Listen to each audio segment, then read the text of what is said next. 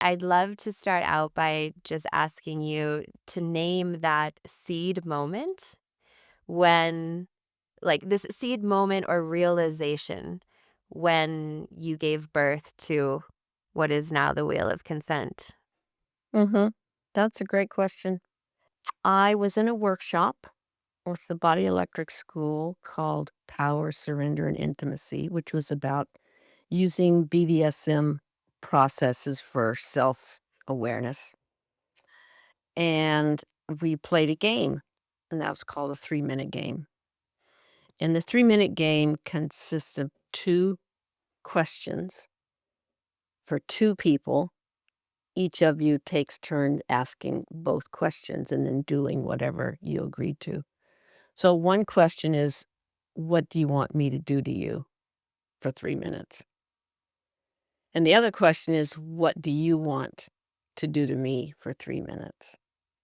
And so we played this game in the workshop, and I thought, "Oh, man, this is a lot of fun." It's like, "Oh, I get this." And it was clear immediately that when I was doing to the person what I wanted, and when I was doing to the other person what they wanted, it was a very different experience. And I just thought, "This is fucking delicious." And then it was later that as I fiddled with it and played with it with my clients, that I sort of started to put the pieces together.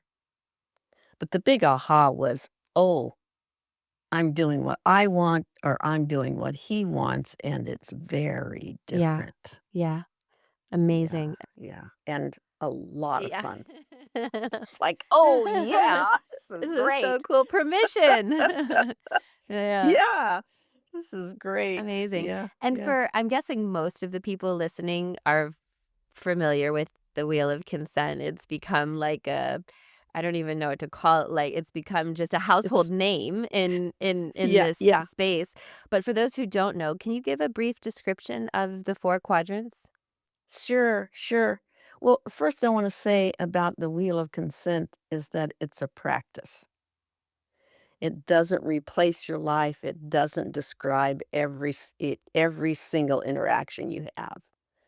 So, it is a practice, and, in the container of the practice, um, because you're asking each of those 2 questions that I just asked you, you notice that there's a difference between, like I said, I'm doing what I want, I'm doing what you want, you're doing what you want, and you're doing what I want. So that makes 4 quadrants. In 2 of those, I'm the doer and you're the done to. And in 2 of those, it's what I want, and in 2 of those, it's what you want. And because they overlap, it forms a matrix, one, a vertical line, horizontal line. Because they overlap, that makes an easy description of what each of them is. So when I'm doing for you, I call that I'm in the serving quadrant. I'm serving, I'm giving you my action, I'm doing what you want. And that's what most people are comfortable with, like makes sense. When I'm doing to you what I want, I'm in the take quadrant. That word is hard for a lot of people, and I tried to find another word, but there really wasn't another word. I'm in the take quadrant, meaning I'm receiving the gift that you're giving, but I'm receiving it by I have to reach out and collect it. The gift you're giving me is access to you. So that's the take quadrant. If you are doing to me what I want, I've asked you, will you scratch my back? And you're scratching my back. I'm in the accept quadrant. That means you're doing to me what I want. And that word accept is also problematic for a lot of people. But know that we're not talking about, oh, I have to accept the thing, we're talking, yeah, yeah, no, that's a different thing. This is a different, if you look in the dictionary, you find about 20 definitions for accept. Yeah. This is the one that is, Positive. "Oh, that's for me? I accept. Oh, great. That's exactly what I want." So, that's the accept quadrant. And when you are doing to me what you want, you're in take, I'm in allow. And that means I'm allowing you to do the thing that you want to do. And again, this is a gift from me to you. The gift is access to me. Or you could say the gift is my body, whatever part of it, we've agreed to. Um, so that makes 4 quadrants. And yeah, and it's a practice. And it's a practice in taking apart receiving and giving. I think this is what makes it both challenging and liberating, is that I'm either receiving a gift and it's completely for me. I'm within your limits, of course. It's completely for me. I'm not making it about you. It's totally for me. And I receive the gift that you give me. You're either giving me the gift of your action or you're giving me the gift of access to you. But either way, it's a gift. And when I'm giving, I take what I want, I put it on the shelf, and I go with what you want. I still respect my own limits, of course, but now my desires are on the shelf. I'm going with what you want. And I find out, well, one thing is when you take them apart like that, you find out what they are. And you find out that, oh, this receiving a gift, shit, it's hard. It's vulnerable. It's tender-hearted. No wonder we avoid it half the time, often. A lot of people, a lot of us avoid it different times because it's tender-hearted and it's vulnerable. And now I'm here, the center of attention, getting what I want. Yikes. How do I even do that? And because of the practice, I can't give back at the same time, or I'm learning how to not give back at the same time. And that's what turns out to be really challenging and liberating for people. Yeah. So it's a practice in taking apart receiving and giving in a couple of very particular ways. Um, and I think that's why it's so full of Mhm, ahas for mhm, people. mhm. Yeah. Yeah. I'd love to hear a little bit from you because I know about this process and I'm imagining there's a lot here. From when the practice first came out in its kind of Mhm. inception or birth to Yeah, what yeah, the yeah. practice is now, what have been some of the greatest shifts in like the life of this practice and what it means to facilitate it now versus how it was to facilitate it when you first brought it into the world? Mhm. That's a great question. Well, one thing that took me a few years to notice was that it is in fact a practice. It's not something that just fills up your everyday life. I mean, it doesn't replace your life. It doesn't describe every single interaction that you're part of. And it took me a while to notice that. It took me some years to really learn how to teach it so that people could easily get it. I learned what to say, what not to say, and what things helped. And I learned that how you position your body in each of those quadrants makes a difference in being able to have a somatic experience of it. And I learned that you pretty much have to have a somatic experience of it. The ideas very rarely make much sense. Once in a while, you'll have somebody, usually an engineer, I love this, who wants to see the diagram, and when they see the diagram, they go, "Oh, I get it. Okay, now I can dive in." But most people need to have a somatic experience before the diagram makes any sense at all. Yeah, yeah. So it took me some years to learn that. And in recent years, um, I've been learning how powerful it is as a liberation tool, both in learning that in having a somatic experience of what it feels like to have a choice about what happens to you. That's just been a big aha. And so that's probably yeah, that's probably the biggest evolution is just learning. I mean, the diagram hasn't changed, but learning how to teach it has has definitely evolved, and we've gotten very good at it, I have to say. That's, 10 years or something. Oh, yeah, we've gotten very good at Yeah, it. yeah. Yeah. And what is, like, in the way that you're facilitating it today, what is its like, what is the way or the that you're facilitating it today that feels like it's at its highest evolution of what it's supposed to be? Well, one thing is that I'll speak in terms of we teach a 5-day class called Like a Pro, which is the Wheel of Consent for practitioners. And uh, a bunch of certified facilitators around the world also teach a 2 or 3-day workshop that's for regular folks, just on the Wheel of Consent. And we've learned to spend, a chunk of time at the beginning doing some exercises on noticing what you want, being able to start speaking it, saying yes, saying no, be, becoming, having some experiences of choosing. Oh, and one thing we say at the beginning is, you think you're here for a workshop about touch, but it's actually a workshop about choosing. So so you may choose we're going to offer an exercise and you might choose to participate by doing the thing. You might participate by watching. You might participate by sitting out. You might participate by taking a nap. You might participate by taking a walk and coming back.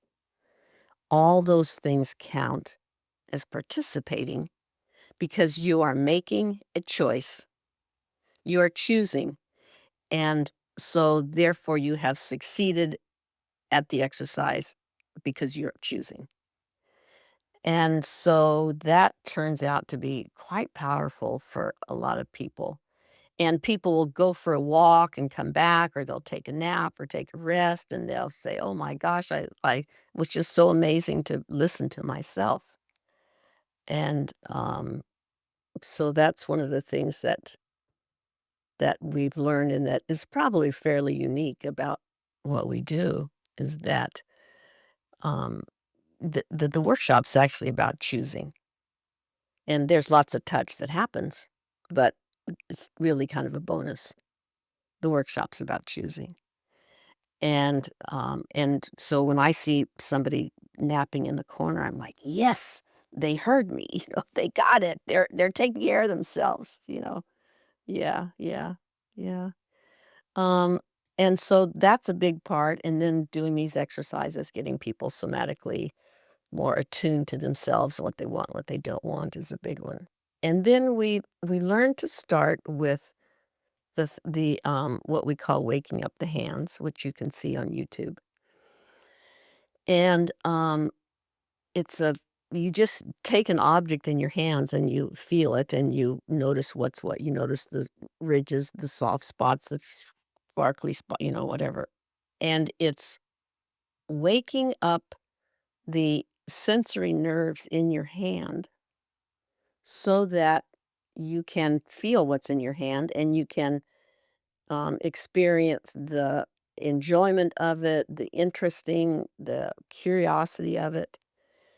And we've learned to start with that before we start touching each other. A lot of reasons for that, but that makes a big difference in how how people are able to get it because when you can touch an object, an inanimate object, and actually feel the details and texture and the shape of it, then it's easier when you are touching a person to touch them and feel for the texture, the shape, the temperature, all that stuff, instead of automatically going into this compulsive giving to them. And so you do have to wake up your hands first before you really start engaging.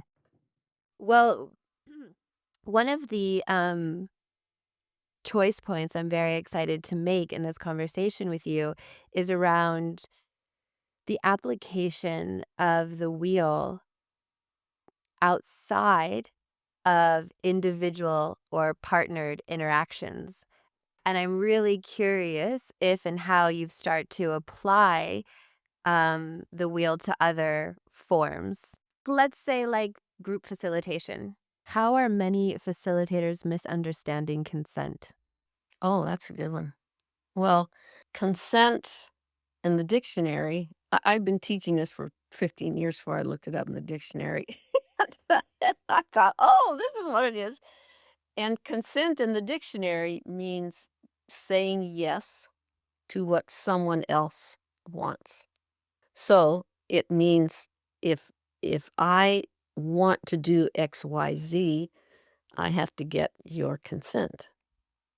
Means so consent comes to mean getting the other person to say yes somehow. Yeah.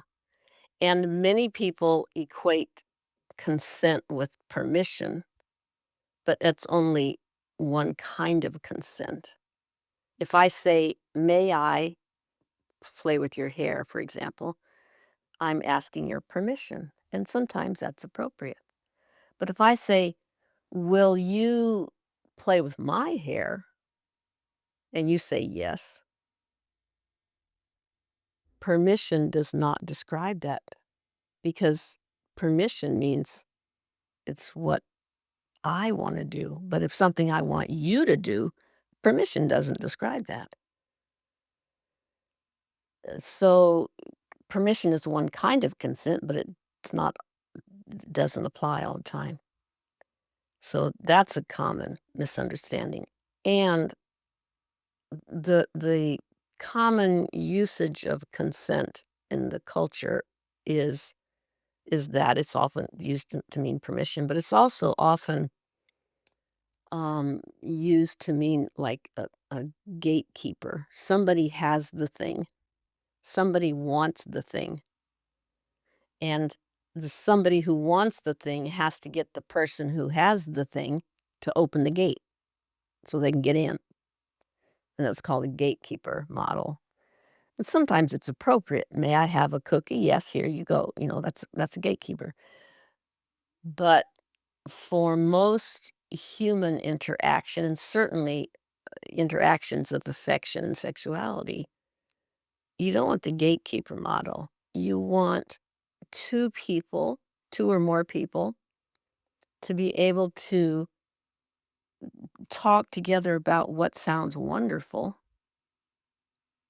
and come to some place that sounds wonderful to all of them. Which I don't think consent really describes that. I think that's more of an agreement or a conversation or something. Um, it's a collaboration. Um, so consent, I think, in the modern contemporary discourse is both oversimplified and overbroad because we think it covers everything. Um, but most people I think of it as it's a gatekeeper, it's permission. If I get consent, I can Yeah, do the thing. yeah.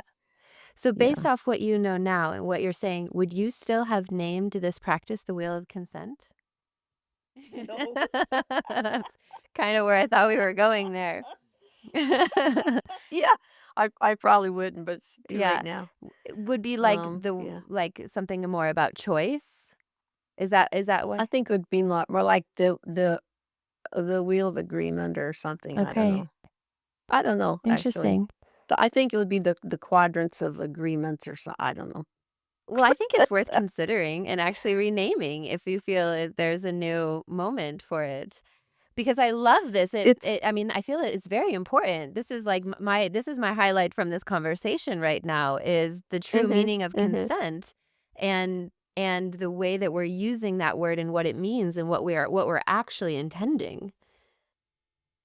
Well, ironically, perhaps, consent actually does describe very well what happens in the quadrants because one person says, "Will you XYZ?" And the other person says, "Yes." That's consent. One person says, "May I XYZ?" And the other person says, "Yes, you may." Oh, of course, of course. Yeah, yeah, yeah. So, but when they do say yes, consent is actually an accurate description of what happens. But I think it's kind of what the wheel of consent came along before consent was a big social buzzword. So it sort of, was fortuitous in that timing.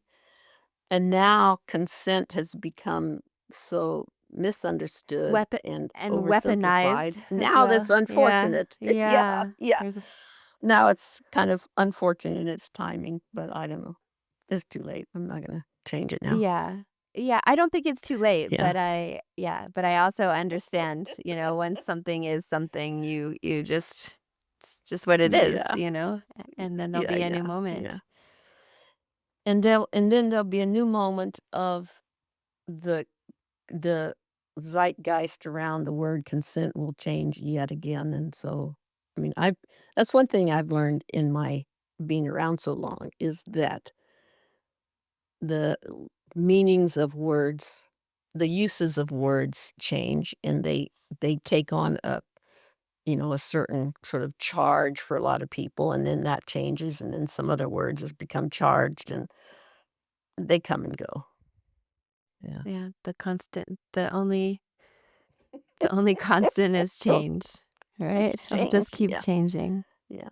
Well, I think one thing that I noticed this working with clients, and then I noticed it with groups, and that is that I've come to see it like this. We have all been touched against our will in ways that we didn't like, we couldn't stop, we were powerless to prevent, and it happened before we could talk. So this is everyone, not just so-called traumatized people, but everyone. So you grow up having this experience of, oh, touch, that's that thing that happens and I just have to deal with it somehow. And you grow up thinking that that's normal and that's the nature of touch. And then plus you don't get the touch that you do want. So you grow up thinking that the nature of touch is just that, well, stuff's gonna happen or not, or it's just gonna and I just have to deal with it and go along with it, and I have to somehow make myself be okay with it.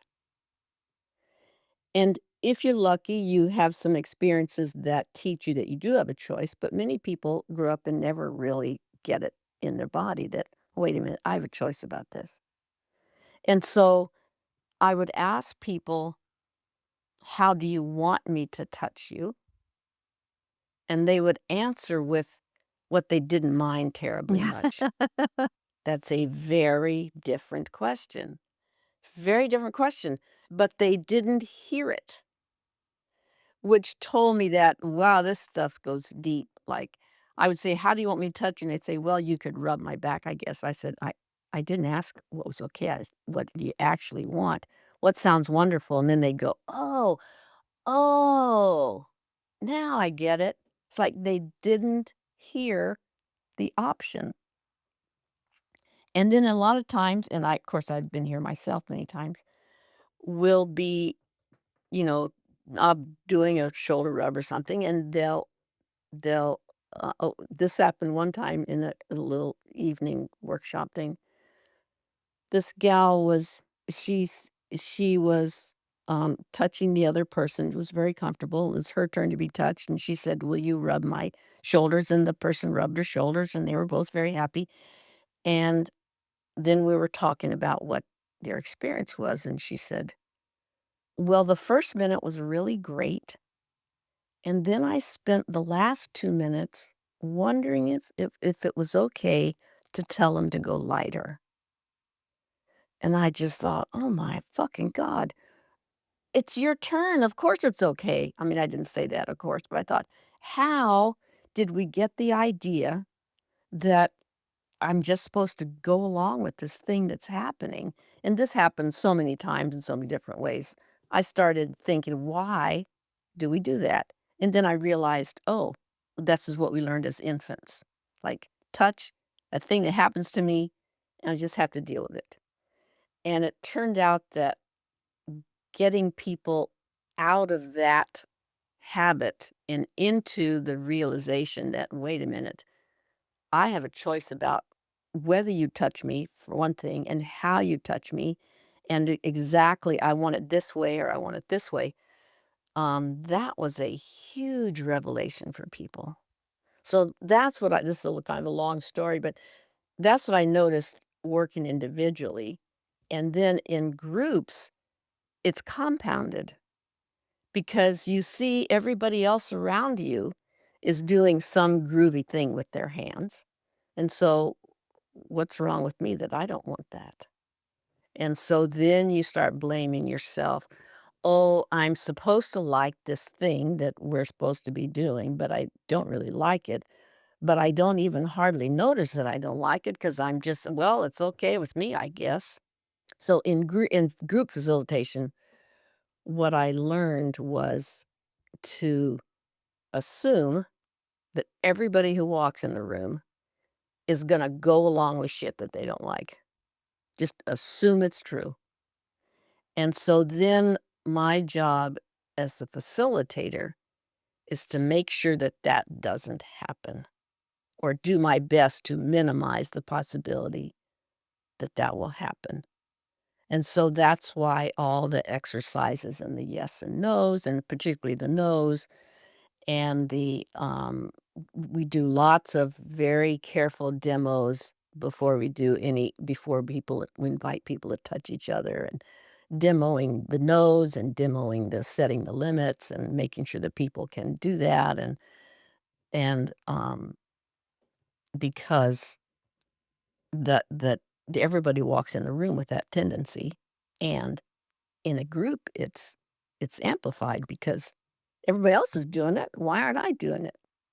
So I think that's probably the biggest thing that the wheel has taught me about facilitating in a group, and I really take it seriously now. Yeah. Yeah, thank you so much for sharing all this. I have a daughter and she's 4, and I've been on such a journey with this with her. She is, I can't even take credit for this, how good she is with her boundaries and touch. But, we travel a lot, and it's been so confronting because particularly there's certain countries where culturally people are just more prone to touch children unconsensually, and it's very beautiful, it's seen as a gesture of love, it's to show their admiration and their love, but she freaks out on them. Like, really is, like, screaming, like, I've had multiple times in public with her screaming, like, "Don't touch me." And each time the person looks at me shocked, like, "Why is she yelling at me? Like, get a hold of her. Like, what's wrong with her? I'm just being loving. She shouldn't be like that to me." And it's been wild to support her through this.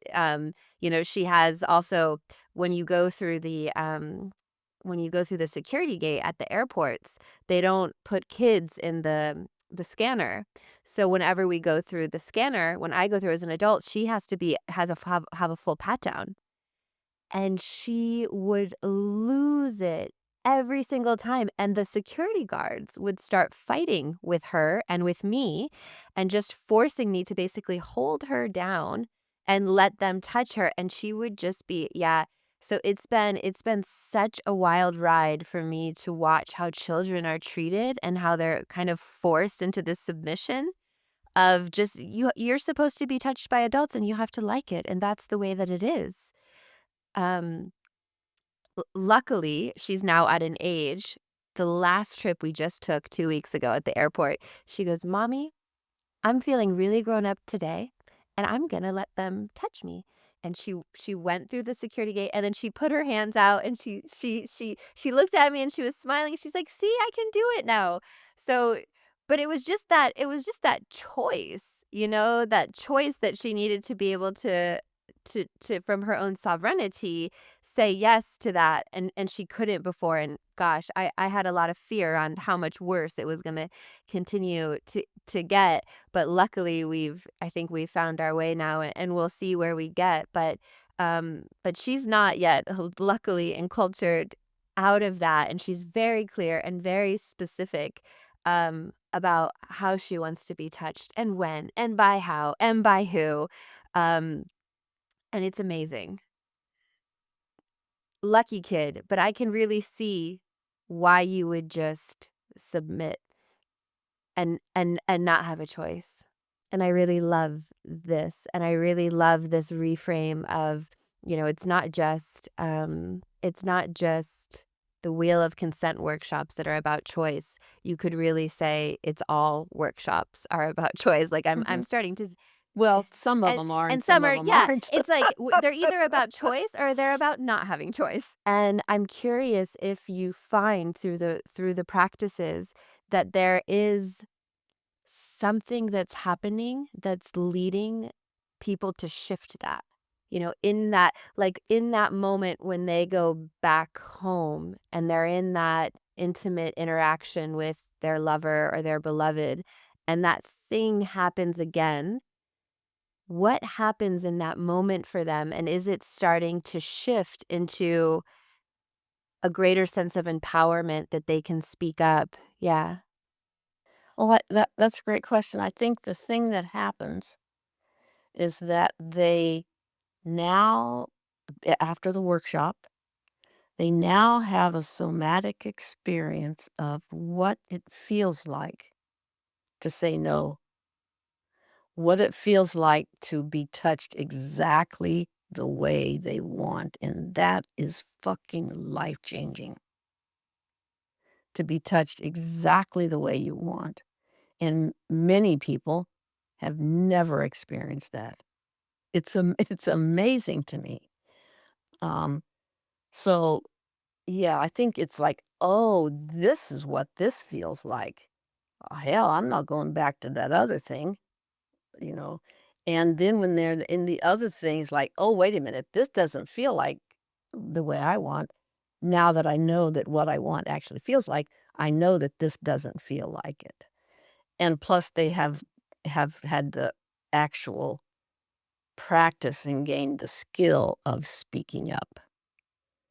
Um, yeah. Yes. Yeah. And it's like, oh, this is what this feels like. Oh, okay, now I can get here. Yeah. Because they've never experienced it before, many people. Yeah. Yeah. Yeah. And I would say, yes, what you said a minute ago, you're right that for most people, that's difficult. But the ability to go along with stuff that you don't want is universal. Every person has been touched against their will before they could talk. Every person. Some of us are lucky enough to learn otherwise later. Some of us are not. But I think it had seemed important to me over the years to realize that, oh no, wait, this is everybody. You can't get out of infancy without having your diapers changed when you didn't want them to be, you know? Yeah, yeah, yeah, yeah, yeah. And it's just, It's yeah, it's just what it takes to grow up. Yeah, it's amazing that any of us ever grow up, really. Many of us don't. Many of us don't, yeah, yeah, You yeah, know? that's true, that's true, if only the facilitator knew the Yeah, difference. and there's a lot there for facilitators, Yeah, yeah, to yeah. learn. Um, and, like, speaking about that, I'm curious if you have some words on some of the common blind spots that you find for facilitators around either this practice or also around power and use of power in group spaces? Well, it's taken me a long time to realize how much power I have in the space because I think, have thought, mostly in terms of responsibility more than power.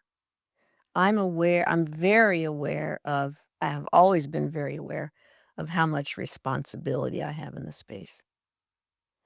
And so I'm tracking people, I'm watching people's responses, just managing the space. And I feel it in my body as responsibility. I don't think of it as power. And with the more conversations in recent years about power, I've come to see that, oh, right, yes, that is a power. I do have that power. And so I'm more aware of the influence I have on how people might feel, including about themselves, if I say a kind word or if I say anything that could be seen as disparaging or if I interrupt somebody. I'm starting to notice those things more than I did before. And of course, I have a tremendous amount of power as far as it would be possible for me to take advantage of people fawning towards me. And I imagine that this is where a lot of people in sex positive spaces get tempted to get sexual with some of their students. And I think, what the fuck are you thinking? Like, what are you, or how could you even think that that's okay? And I'm just aghast that happens. And I can understand how it happens because here's these lovely people adoring you. And of course, that's attractive, you know. Um, so I think, I imagine, I mean, I'm trying to put myself in that position. I imagine that it's easy to pretend that you don't have the power and influence that you do. It's easy to deny it, basically, in saying, "Oh, well, they're choosing or whatever." But, um, I think it's mostly a um, willful disregard of the fact that we, in the front of the room, we have a lot of power, we have a lot of influence, and we have a lot of responsibility. Yeah, thank you for that. I can see myself in your description a lot of not fully acknowledging the power, getting the Mhm, responsibility and really mhm, getting that and the mhm, power piece not fully landing in the same way. mhm. Yeah, And I think yeah. also the more I lead groups, the more I really get it and get how pervasive and unconscious and complex it is in all the ways, and it's Mhm, it's a hard piece right now because we're learning so much about it right now while it's still mhm. happening, Yeah, and it yeah. feels like Thank yes, thank goodness. goodness, and it feels like whatever I learn, as soon as I learn it, it's already outdated, you know? So it's like there's a very cutting edge to stay, awake to, right now. And I think that's one thing that the wheel of consent teaches and develop really well, teaches and develops, is one's sense of personal power, which I think of as your ability to choose what happens to you and your ability to influence others, that the practice of the wheel where you're taking turns and you're asking for what you want and you're giving the other person what they want, you develop a knowing in your body that, "Oh, this is what it feels like to choose how I'm touched. Holy shit, I never knew that." And then out of that grows more sovereignty and self-awareness, and you gain the skills to, um, to choose and to communicate and so forth, which are just as important as knowing that you can choose, is the skill to choose and then the skill to communicate your choice. And so, uh, that's one of the byproducts, if you will, of learning the wheel of consent and of practicing it, is developing the skill you need to be empowered yourself. And that's a that's what I see over and over and over again with people who practice it. Yeah. Yeah. Oh, so cool. Um, I want to lean into a few questions around like advice, maybe that you'd have for people who are facilitators. And one question would be like, what question do you wish more facilitators were asking themselves? What's one question you wish more facilitators were asking themselves? I wish more facilitators were asking themselves, oh, this just came up, why we think we're so smart. Um, but why do we think that we know what the people need, that we are choosing for Mm. them? Why do we think we why do we think we know better what people need than they know for themselves? Yeah. Why am I not giving people yeah, I'm not sure how to put it into a question Yeah. format, but it comes back to the piece about Choice. helping people learn how to choose. Because most facilitators will say, you're in choice, you have a choice, you can say no at any time." But when you say you can say no, you have just provided the assumption that if you weren't such a loser, you wouldn't be saying no, that you should be saying yes, but okay, you can say no if you have to because you're such a loser. Like that is not that is not what we want to give. Yeah. Yeah. So I sorry I couldn't put it in a No, question it's okay. format. I the transmission is clear. The transmission is really clear. Yeah. Yeah, and I take Uh, that, like, why do you think you know better what someone needs than they know for themselves? Yeah, and really about mhm, that piece around mhm, giving people the power back to make choice for mhm, themselves. I mhm. love that. Yeah. And it's not only giving them the power back, you actually have to teach them how to choose. Mm, It's a skill, mm, and it has to be taught. mhm. Um, yeah, and it can be Yep. taught. So, what other advice after your many decades now do you have for facilitators today that you would love them to know? Do your own work. Go get your therapy, get your healing sessions, go to workshops when you're not in charge. If you always have to be at the front of the room, then you're not you're not actually giving, you're just avoiding the vulnerability of receiving. And we as facilitators need to be in places where we are not in power and we are receiving the gifts of others' wisdom and we are receiving the gifts of other people's healing, um, both in groups and individually. We need to get on the table. Um, Otherwise, you're just fooling yourself and you are yeah, you're just using your teaching and leadership to avoid your own vulnerability. The other thing, I'll go back to your question about what advice I would have for facilitators.